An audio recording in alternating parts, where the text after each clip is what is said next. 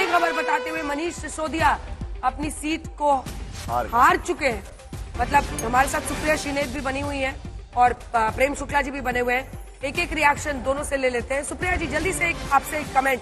केजरीवाल पीछे चल रहे हैं, आतिशी पीछे चल रही हैं।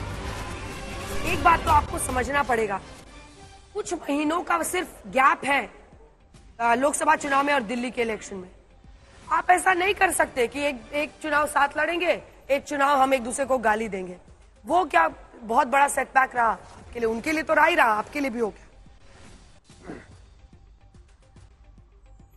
नहीं, बिल्कुल नहीं। और मैं दो चीजें जरूर बोलना चाहती हूँ। अन्ना हजारे को सुन के मुझे दुख होता है क्योंकि 12-13 साल बाद वो फिर जागे हैं।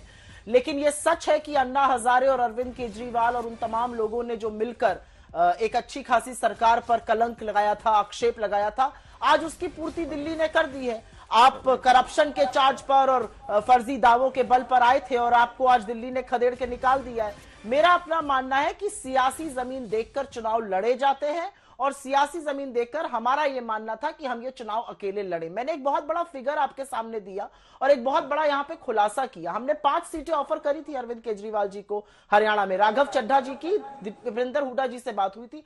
0.4% वोट को क्यों खा गए, उन्होंने क्यों जिताया बीजेपी? लेकिन सुप्रिया जी ऐसा बहुत बार बीजेपी भी करती है।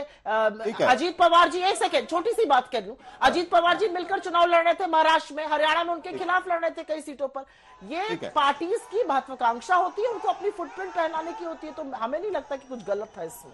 मनीष सिसोदिया नजर आ रहे हैं यहाँ पर चुनाव हारने के बाद में, वहां से वो जा रहे हैं, प्रतिक्रिया देते हैं कि नहीं देखते हैं, क्योंकि वहां पर कोशिश की जा रही है कि उनसे बात करने की। मुझे लगता नहीं है कि वो बात करेंगे यहाँ पर, लेकिन चुनाव हारने के बाद मनीष सिसोदिया जाते हुए यहाँ पर नजर आ रहे हैं। छोड़कर आए, वो जंगपुरा से चुनाव लड़ रहे थे। पटनागंज में पिछली बार बड़ी मुश्किल से उनकी जीत हुई थी, 2,500 के मार्जिन से जीते थे और इस बार जंगपुरा है, वहां पर भी देखिए क्या हालत हो। मौसमी सिंह के साथ में जिन्होंने उनको हराया है, उन मारवा के बेटे उनके साथ में। लेकिन सुप्रिया श्रीनेत से मुझे एक छोटा सवाल जानना है।